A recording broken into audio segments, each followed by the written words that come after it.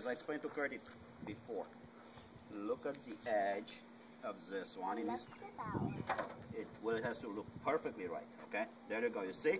When we load it, it's exactly in the groove. So, what we need to do, we need to look from the side in such a way that the radial saw goes right in the groove right here. There you go. So, we set it right there, right in the middle.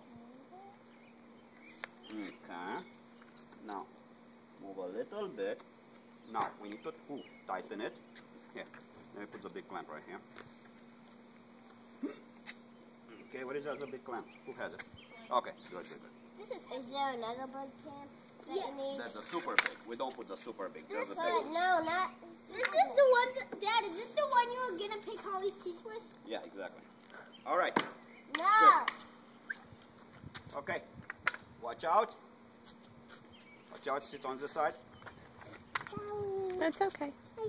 Come on the side, you can come here near me. Okay? You guys ready for the adventure? Of what? All right. Dying? You could have what? Dying.